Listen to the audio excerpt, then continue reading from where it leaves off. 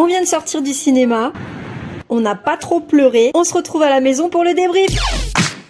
Ouh, je reviens du cinéma avec des effets spéciaux à couper le souffle pour vous parler de mon retour sur le film Mon chat et moi, dont j'avais fait une première analyse uniquement de la bande-annonce. Je vous le mets juste ici. C'est plus intéressant d'aller voir cette vidéo-là en premier plutôt que celle-là. Je préviens pour ceux qui arriveraient sur cette vidéo et qui compteraient aller voir le film, si vous ne l'avez pas vu, je risque de vous spoiler un petit peu. Je vais pas raconter tout le film, ne vous inquiétez pas. Donc, Mon chat et moi de Guillaume Maïdachevski et de Michael Souhaité. On en avait parlé lors de la première vidéo. C'est une adaptation d'un roman qui date de 1931 de Maurice Genevoix. Je conseille vraiment ce livre qui est une ode au chat, une ode à la liberté, une ode à l'amour tout simplement et à l'attachement. Si déjà je dois dire quelque chose par rapport à l'adaptation, donc Mon chat et moi, eh bien c'est que c'est très réussi en termes de poésie. Les images sont absolument magnifiques, la musique est splendide, on est plongé vraiment dans une histoire à regard de chat puisque la quasi-totalité du film est filmée à hauteur de roux, on devient roux et c'est vraiment ce qui ressort du livre. On va attaquer un petit peu avec le debunk de ce que j'avais pu dire par rapport à la bande-annonce. Premièrement, on va pas se mentir, j'avais longuement parlé dans ma première vidéo que je trouvais très dommage d'avoir laissé penser que les chats qui allaient jouer roux avaient été adoptés dans un refuge ou dans une SPA et qu'en fait ils avaient été pris chez un particulier. C'est pas forcément facile de trouver un animal qui est déjà réceptif pour jouer dans un film. Mais en plus, c'est vrai que ça, c'est moi qui le rajoute. Les animaux qui sont malheureusement en refuge ou en association ont souvent un passé et un début de vie qui est très compliqué. Et donc, c'est pas forcément évident de venir se mettre sous les feux de la rampe et tout d'un coup de jouer le rôle d'un petit félin espiègle. Donc, je peux le comprendre, même si ça restera quand même un de mes petits regrets. Et je pense, vu que le réalisateur est un amoureux des animaux, je pense que lui aussi aurait évidemment préféré pouvoir sortir des animaux d'un refuge. Ça n'a pas été possible, mais voilà, ça restera mon petit pincement. J'en ai deux, mais l'un de mes deux petits pincements en tout cas par rapport à ce film. Je reviens sur ma vidéo pour débunker du coup ce que j'avais dit. On attaque les toutes premières images avec, on le voit ici, donc une portée de chatons. Là aussi, ça me dérange parce que certes, je sais que c'est un film, je sais que c'est une fiction, mais les chatons, c'est trop mignon. Et encore une fois, on est dans un gros problème de stérilisation, de non-stérilisation en France et partout dans le monde. Que c'est un gros problème pour moi que de montrer qu'il peut y avoir des portées comme ça qui naissent sous prétexte qu'on vit à la campagne, etc. Donc, pour réagir, eh bien simplement, le livre en fait débute comme ça, avec une très longue description du coup de ces chatons qui vivent avec leur maman dans un grenier. Donc, eh bien, le livre étant comme ça et le film étant une adaptation du livre, je trouve que ça a été parfaitement fait, surtout que là où j'ai trouvé que le respect par rapport à cette adaptation était encore plus important, c'est que le livre, vraiment tout le premier chapitre, décrit, c'est incroyable. Maurice Genevoix est vraiment un écrivain extraordinaire. Il décrit des choses indescriptibles en fait. Il décrit des choses qu'on ne voit plus. Et ça, c'est assez fabuleux. Et ce que j'ai aimé, c'est que pendant les 10 ou 15 premières minutes du film, je sais même pas combien de temps ça a duré, il n'y a absolument aucun dialogue et on est vraiment plongé dans ce grenier et dans ce qui s'y passe. Alors ça peut paraître bizarre parce qu'un film qui commence sans que personne ne parle pendant plusieurs longues minutes, il y a peut-être des gens qui vont sourciller là-dessus. On ira voir tout à l'heure justement sur Allociné les réactions de personnes qui ont été voir le film. Mais en tout cas, ça m'a surprise moi au départ et en fait ça m'a permis d'entrer directement en immersion dans ce film et de comprendre qu'en fait, oui, c'était un film dont le personnage principal serait roux et non pas les personnages humains. Dans le livre, il est beaucoup question de Clémence, la servante, comme ici, il est beaucoup question dans l'adaptation cinématographique de Clémence, la petite fille, et de la relation qu'elle entretient avec Roux. Tous les autres personnages ne sont en fait que secondaires, même si j'ai trouvé personnellement que le rôle de Madeleine, du coup Corinne Massiero, a été très important, notamment dans un huis clos vers la fin du film, où elle se retrouve seule dans sa maison de forêt, dans sa cabane, avec la petite fille. C'était pour moi un moment qui était très émouvant. On continue. Je vais un tout petit peu plus loin, où là, on se retrouve avec quelque chose qui m'a ulcéré. Quand je l'ai vu, vous allez dire que j'abuse, mais on le répète constamment. Si vous déménagez, ne laissez pas vos chats sortir quand vous arrivez dans votre nouveau lieu. Effectivement, c'est en ça que je dis que la bande-annonce a distillé comme ça des petits moments. Alors évidemment, la bande-annonce, il faut qu'elle raconte un peu l'histoire. Donc pourquoi le chat s'est retrouvé dehors, pourquoi il s'est enfui, etc. Quand on est dans le film, on voit bien qu'une fois qu'on recontextualise la totalité, eh bien non, la petite fille ne laisse pas volontairement s'échapper son chat. Simplement, après plusieurs heures de route, elle croit que son chat ne parvient pas à se réveiller alors qu'elle arrive dans sa maison de campagne.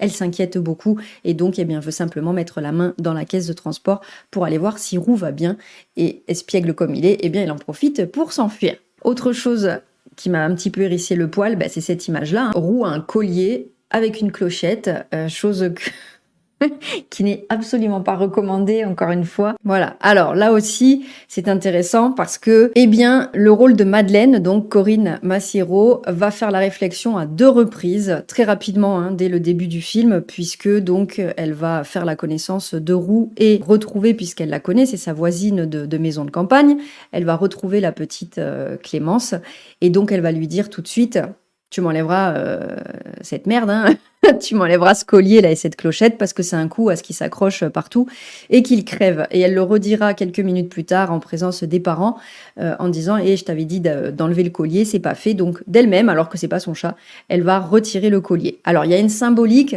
qui est très importante, on va y venir par rapport à ce film, qui peut plaire ou ne pas plaire du tout, et on va voir pourquoi, mais clairement, là, le collier représente la domestication, la soumission, du coup, des êtres humains que nous sommes par rapport aux petits félins que nous voulons absolument garder près de nous. Cette domestication, parlons-en, on va attaquer directement avec une interview de Maurice Genevoix qu'il avait donnée en 1976 dans l'émission 30 millions d'amis. On va pas regarder toute l'interview dans laquelle il parle de son chien qu'il adore et de sa chatte dont il est éperdument amoureux, et où d'ailleurs je vous invite même à aller écouter cette interview qui dure moins de 10 minutes, mais où alors il lit un texte avec des images de sa chatte Mona, et vous allez voir du coup l'écriture dont je vous parlais au tout début de cette vidéo. C'est un écrivain absolument remarquable, d'ailleurs il s'est fait panthéoniser, c'est pas pour rien.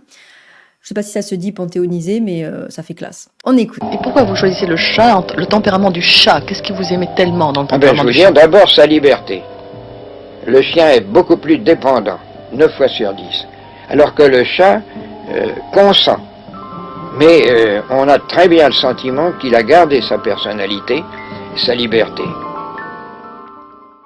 Pourquoi c'est très important? Parce que c'est le fil conducteur de tout le livre Roux de Maurice Genevoix, et c'est forcément du coup le fil conducteur du film Mon chat et moi qui en est l'adaptation. Ça montre la différence entre la vision que nous, pauvres humains, avons sur ces chats qui sont en fait des guerriers avides de liberté, avides de grands espaces. Et donc c'est très compliqué parce que c'est un livre et c'est donc un film qui vient nous questionner sur ça. La liberté a un prix pour celui qui veut gagner sa liberté, puisque à aucun moment on nous fait penser que le fait que Roux puisse être libre et faire ce qu'il veut est un bon choix, en nous montrant des images qui sont très dures. Là aussi, dans le livre, c'est très très bien décrit. On pleure de lire justement les aventures qu'il va vivre durant ce mois de novembre froid, enneigé, pour survivre, pour trouver à manger, et finalement être à 2 doigts de perdre la vie. On pleure beaucoup en lisant le livre, on pleure pas mal en regardant le film. Clairement, si vous avez du vague à l'âme et que vous êtes un peu déprimé, attendez un petit peu avant de vous plonger dans une telle œuvre. Ça revient d'ailleurs à ce que je disais à la première vidéo, il faut le prendre comme un conte de Noël. Pas du tout, ce n'est pas du tout un conte de Noël. Ça traite d'un fond social où on parle de mort dès les premières minutes du film. C'est ce que j'ai apprécié aussi parce que du coup, on montre la vie de cette chatte errante qui a donné naissance, parce que pas stérilisée, qui a donné naissance à des petits dans un grenier. C'est une vie de fortune, c'est difficile. Eh bien, elle en perd la vie parce que vivre dehors et libre, c'est pas forcément synonyme de non-danger. On le retrouve plus tard aussi avec une scène de bagarre entre Roux et des chats errants qui sont en train de faire les poubelles. Et on le voit surtout bien au moment où Roux se retrouve dans cette forêt enneigée et qu'il se fait prendre dans des barbelés quitte à y perdre la vie. À aucun moment on nous laisse penser que la liberté est fantastique et que donc il faut laisser ces animaux faire leur vie, etc. On nous montre, donc, dans le livre Clémence, la servante, dans le film Clémence, la petite fille, qui est en désarroi total. Et on se retrouve, en fait, c'est ça que j'ai trouvé fort dans les deux, c'est qu'on se retrouve tantôt à prendre la place du chat et à rêver de cette vie où on ne réfléchit pas, on ne pense qu'à l'instant présent, à se rouler dans les feuilles d'automne, à savourer le dernier soleil de la soirée. Et de l'autre côté, on se retrouve très souvent aussi dans le personnage humain, qui est de cet amour inconditionnel qu'on peut avoir pour son animal, et du coup la crainte de le voir partir, la crainte de risquer de ne pas le voir revenir, etc. etc. Personnellement, j'ai choisi de ne pas craindre ce genre de choses, et donc on a coupé la poire en deux. Ici, on a une chatterie qui est sécurisée, qui fait 400 mètres carrés, qui est très enrichie de différentes choses pour que nos chats puissent sauter, jouer, chasser, etc. Je ne voulais pas les garder enfermés dans la maison, je ne voulais pas non plus les laisser libres dans la rue parce que la liberté, les statistiques sont là. Un chat qui est laissé, qui vit dehors, vit en moyenne, je dis bien en moyenne parce que je sais que je vais avoir des commentaires où on va me dire « Ah, mon chat, il a toujours vécu dehors, il a vécu 14 ans. » Oui, c'est très bien. Il y a des gens qui fument toute leur vie aussi et qui n'ont pas de cancer, et d'autres qui ne fument pas et qui en ont un. Hein, donc voilà, les stats, voilà. Mais en moyenne, c'est entre 6 et 8 ans. Alors qu'un chat qui va vivre protégé des dangers extérieurs, donc des voitures, des empoisonnements, des voisins, des chiens, des attaques d'autres chats, des maladies, peut vivre en tout cas jusqu'à 23, 24 ans, etc. Ce qui est intéressant dans l'adaptation du film, c'est que on a cette voisine, Madeleine, qui est brute de décoffrage. Je me suis énormément reconnue en elle, ça nous a valu un fou rire avec ma mère. Parce que je disais, mais qu'est-ce que c'est que cette connasse? Et puis, au fur et à mesure que ça avançait, je disais, mais mon Dieu, c'est moi. Donc, c'était assez fou. Corinne Maziero, pour moi, elle joue même pas un rôle pour moi. Elle est Madeleine. Donc, c'est ce qui rend ce personnage totalement attachant. J'ai trouvé justement cette sensibilité qui était très touchante. Elle a un amour inconditionnel pour les animaux et pour la vie dans ce film. C'est ce que j'ai aimé, c'est qu'à plusieurs reprises, il y a des petits clins d'œil, notamment à un moment donné, la petite fille Clémence arrive pour récupérer son chat et elle lui dit « Eh oh, doucement, c'est pas un objet ». Voilà, j'ai apprécié ça. Le coup du collier aussi, de le retirer, j'ai trouvé ça très intéressant. Le fait aussi de dire qu'elle aimait pas les êtres humains et qu'elle préférait les animaux. Et le fait tout au long, évidemment, de parler à son chien comme elle parlerait à quelqu'un d'humain. Alors, elle se fait les questions et les réponses. C'est en ça que je me suis énormément reconnue en elle et je dois pas être la seule. Donc ça m'a énormément touchée, ça m'a énormément plu. Là où ça a été plus dur pour moi, mais parce qu'effectivement, je pense que ça nous pousse dans nos retranchements, ça a beau être joli, etc., c'est que on ressort de là en culpabilisant un peu et en même temps, on ne culpabilise pas. C'est pour ça que l'équilibre est parfait. Parce qu'en fait, on se dit, oh là là, quand on voit Roux qui découvre cette liberté, on se dit, oh là là, mais mes chats, les pauvres, ils sont dans mon jardin de 400 mètres carrés. Est-ce qu'ils sont vraiment heureux? Est-ce qu'ils rêvent pas justement d'aller voir au bout, plus loin, d'aller voir ce qui se passe ailleurs? Est-ce que du coup, je suis pas en train de leur donner quelque chose dont ils doivent se contenter pour moi me rassurer? Et en même temps, quand on voit la difficulté d'un chat qui vit dehors, qui veut vivre sa vie, le prix de sa liberté, eh ben on se rassure quand même en disant non, je fais quand même le bon choix parce que il mérite de vivre. Donc après, c'est philosophique. Est-ce qu'il vaut mieux vivre libre et peu longtemps plutôt que de vivre longtemps et un petit peu moins libre?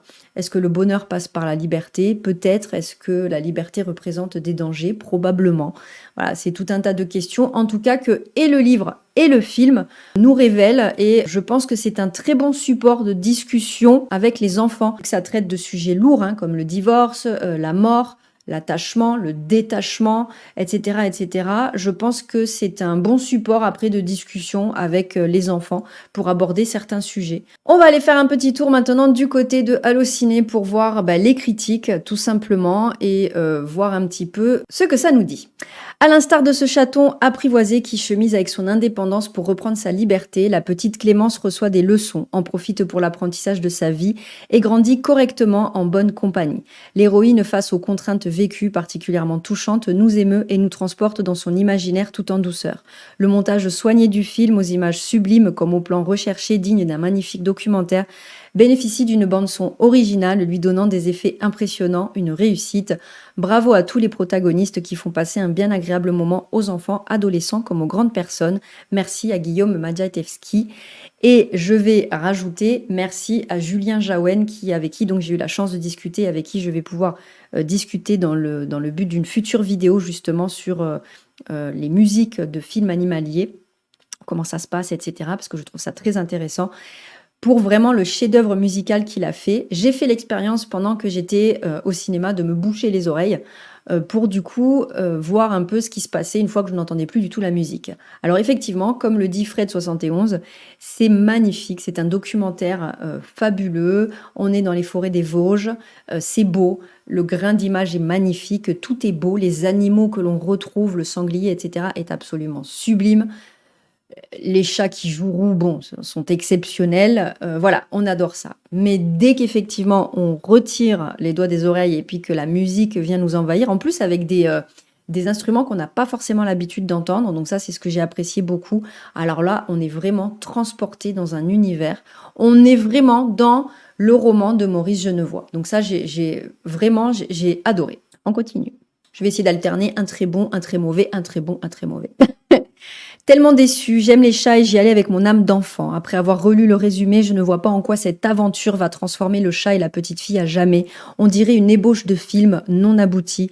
Oserais-je dire que Corinne Maziero a un rôle plutôt touchant, dommage pour un résultat très fade et sans consistance. Alors là, c'est ce que j'expliquais tout à l'heure, mais je vais l'approfondir un petit peu justement grâce à ce commentaire. On dirait une ébauche de film, je comprends que des gens l'aient vu comme ça, parce que on arrive dans un instant T, dans un instant de vie, dans une famille qu'on ne connaît pas. On ne sait pas, je ne sais même pas quel est le prénom des parents, je ne sais même pas si on l'a entendu une fois dans le film. En tout cas, on ne sait pas d'où ils viennent, on ne sait pas ce qu'ils font dans la vie, on ne sait pas pourquoi ils divorcent, on ne sait pas ce qu'ils deviennent après. Le personnage de Madeleine, la voisine dans leur maison de campagne, on ne sait pas pourquoi elle vit en ermite dans cette forêt avec son chien, on ne sait pas ce qu'elle fait, elle bidouille des trucs, on ne sait pas ce qu'elle répare, on ne veut pas le savoir, on ne connaît la vie de personne, on ne connaît la vie que de Roux, et sur cet instant-là, quand il rejoint cette famille. Et ça, j'ai trouvé que c'était très original. La fin nous laisse une ouverture sur ce qu'on a envie qu'il arrive à Roux et à Clémence. Dans le livre, il y a vraiment une écriture qui est absolument exceptionnelle. Il est écrit « Quand on l'a choisi librement, il est doux d'accueillir l'amitié d'un humain, ses prévenances, sa sollicitude. Rien n'oblige d'ailleurs à les subir continuellement. On les sait, on a la certitude qu'on les trouvera fidèles, sans défaillance, toutes les fois qu'on daignera en accueillir l'hommage extasié. » Bon, ben moi, je reste là-dessus et je me dis qu'effectivement, Roux, voilà, il repart, mais il ne sera jamais loin. Un superbe film animalier extrêmement bien filmé, avec une musique qui accompagne merveilleusement les images de cette aventure passionnante entre une petite fille et son chat. De plus, il y a de nombreux clins d'œil à E.T. et pas que. Il y a des clins d'œil aussi à Jurassic Park, donc vous verrez quand vous verrez le film. Un film émouvant à voir, idéal pour les enfants et les grands-enfants comme moi. Émouvant, puissant, oui, j'ai dit que je ferais une très bonne critique et une très mauvaise d'affilée, mais on a le droit de faire plusieurs bonnes critiques. Ok. Émouvant, puissant et pudique. C'est vrai que c'est pudique. Cette histoire extrêmement bien filmée nous plonge dans la vie de Roux et de sa maîtresse, une histoire sur le fait de grandir, s'émanciper, s'aimer, portée par une jeune actrice éblouissante et un chat très expressif. Mention spéciale à l'actrice qui joue Madeleine, j'ai adoré et mes enfants aussi. Un mauvais commentaire. Horrible à fuir, toute la famille s'est endormie. Dommage, l'idée était bonne, mais le public ne peut pas dépasser 8 ans. Je suis pas du tout d'accord. En voyant la bande-annonce, je m'attendais à voir un film doux et passer un moment léger devant ce film. Résultat, nous avons détesté. Que de drame pour un film qui sera vu majoritairement par des enfants. Entre la mort de la maman du petit chat, le divorce des parents, le petit Roux malade au bord de la mort, le sanglier tué par balle et la voisine avec sa seringue pour euthanasier son chien, sans parler du langage de la voisine clairement grossier, fallait-il exagérer à ce point? Bref, je déconseille vraiment aux parents d'emmener leurs enfants voir ce film. La seule chose positive, ce sont les beaux paysages vosgiens. Alors bon, voilà un commentaire qui nous a spoilé la totalité du film. La mort de la maman, j'en ai parlé au début, ça montre la rudesse de la vie des chattes errantes qui sont non stérilisées à l'heure actuelle. Et donc, j'ai trouvé que c'était nécessaire de montrer que c'était pas tout beau, tout rose, parce que là, nous avons une petite fille, Clémence, qui observait depuis un moment les chatons dans le grenier et qui donc va les prendre en charge. Mais combien de chatons meurent une fois que la maman a disparu et dont on ne connaissait même pas l'existence? Donc ça, il faut y réfléchir. Le petit roux malade au bord de la mort, là aussi, ça montre que la liberté a un prix et que l'extérieur, c'est aussi des dangers. Le sanglier tué par balle. Alors, le sanglier tué par balle, c'est une scène qui m'a énormément touchée, qui m'a énormément émue. Et j'ai été très heureuse qu'elle fasse partie de ce film. Ça part en fait de la petite fille qui est en train de chercher Roux dans la forêt parce que, comme je disais tout à l'heure, quand on ne retrouve pas son chat, on est dans le désarroi total. Il suffit de regarder les annonces sur des sites comme Pet Alert. Voilà, les gens sont désemparés. Et la petite fille se retrouve en fait à tomber sur des petits marcassins. Enfin, des petits marcassins, c'est un pléonasme, donc des marcassins. Et donc, elle dit, mais où est ta maman? Bon, la maman est derrière. La maman sanglier charge la petite fille. On entend un coup de feu qui retentit. Et donc, c'est Madeleine, la voisine, qui vient de tuer le sanglier pour sauver la petite fille. Et elle se précipite de suite vers le sanglier et elle se retourne vers Clémence, la petite fille, donc, et elle lui dit, regarde ce que tu m'as fait faire. Et donc, la petite s'excuse et Madeleine lui dit « C'est pas à moi qu'il faut s'excuser. Que vont devenir ces petits ?» Et cette scène, elle m'a énormément touchée parce qu'on voit effectivement Madeleine qui est vraiment agenouillée devant cet animal, qui le caresse et qui a les yeux pleins d'humilité et pleins de tristesse d'avoir ôté la vie de cet animal. C'est ce que j'ai aimé dans ce film, c'est qu'on aime tous les animaux. Voilà. Que ce soit un animal sauvage de la forêt ou que ce soit un petit chat qu'on a domestiqué. Donc après, le langage grossier... Moi, je fais très attention quand je fais des vidéos pour ma chaîne YouTube, mais je passe ma vie à dire des gros mots et à parler comme... voilà, donc ça m'a absolument pas choquée. Et c'est pour ça aussi que je me suis beaucoup retrouvée dans le rôle de Madeleine. Quel joli film pour la famille, c'est plein de poésie, les images sont superbes, roux et craquant, même si on n'a pas d'enfant, on peut quand même y aller car le film véhicule un beau message universel qui plaira de 6 à 90 ans. J'ai pas d'enfant, j'y suis allée avec ma maman.